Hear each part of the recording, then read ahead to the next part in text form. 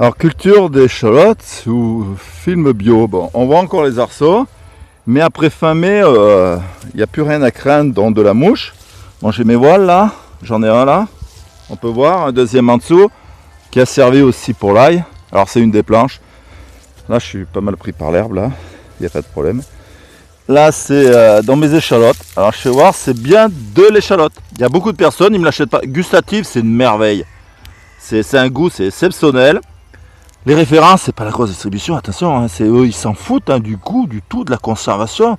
Je dirais, c'est le rendement, c'est le profil. Alors, je suis producteur bio, je m'amuserai pas à emmener de la merde sur un marché. Ben, ceux qui la mangent, ils la connaissent. Alors, l'année dernière, c'est 2 clients sur 3 que je prenais en disant que ça, c'était des échalotes, parce que je les sépare, hein, une fois séparés, ramassés, tu les sépares, hein, tu peux voir, aucune perte sur mes échalotes, dû à mon voile. Et c'est mes échalotes.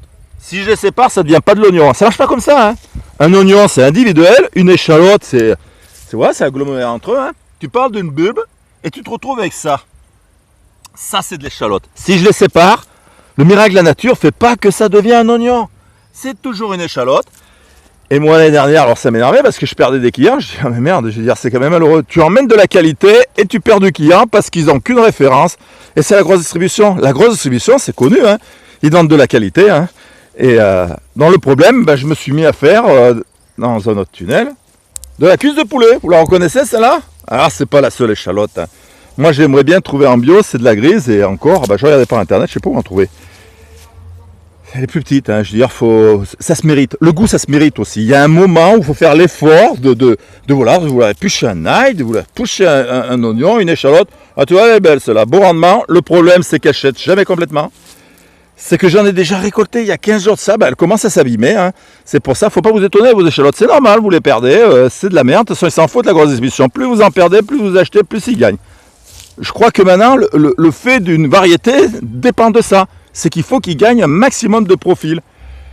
Et donc celle-là, je vais quand même l'arrêter. Je vais quand même l'arrêter parce que la différence de température qu'il peut y avoir, passer d'une chambre froide à chez vous, le problème, ce qui se passe, c'est que vous n'allez pas la garder. Hein.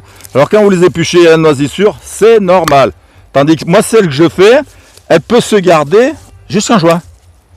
D'ailleurs, je vais en éplucher une et je fais voir une petite vidéo hein, qui va être assemblée pour bien faire voir qu'elle se reconstitue la peau et elle se conserve.